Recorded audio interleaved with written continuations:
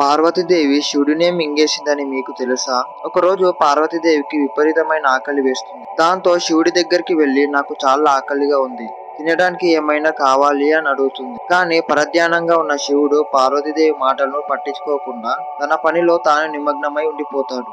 పార్వతీదేవికి క్షణం క్షణంకి ఆకలి విపరీతంగా పెరిగిపోతుంది. దాంతో తన చేతికి దొరికిందంతా తినడం మొదలు పెడుతుంది. కానీ ఎంత తిన్నా పార్వతీదేవి ఆకలి మాత్రం తీరలేదు. అప్పుడు శివుడు పార్వతీదేవి చేస్తున్న పనిని చూసి కోపంతో, దేవి ఏం చేస్తున్నావు? నీ మతి ఏమైనా భ్రమించినదా అని అంటాడు. కానీ పార్వతీదేవి తన ఎదురుగా ఉన్నది శివుడని కూడా పట్టించుకోకుండా శివుడిని నోట్లో వేసుకొని మింగేస్తుంది. శివుడిని మింగేసిన వెంటనే పార్వతీదేవి ఆకలి చల్లారిపోతుంది. కానీ శివుడి గొంతులో ఉన్న విషం ప్రభావానికి పార్వతీదేవి శరీరం మొత్తం పొగలు కక్కుతూ చర్మం అంతా వదులుగా మారి కాంతిహీనంగా బూడిద రంగులో ఉండే వృద్ధురాలిగా మారిపోతుంది. పార్వతీదేవి శివుడిని మింగేయడంతో తనకు భర్త లేని కారణంగా ఇకపై వైవిధ్యంలో ఉండే దోమవతిగా పిలువబడతావు అని పార్వతీదేవి పొట్టలో నుంచి శివుడు అంటాడు. ఫ్రెండ్స్, ఓం నమః శివాయ కామెంట్ చేయండి.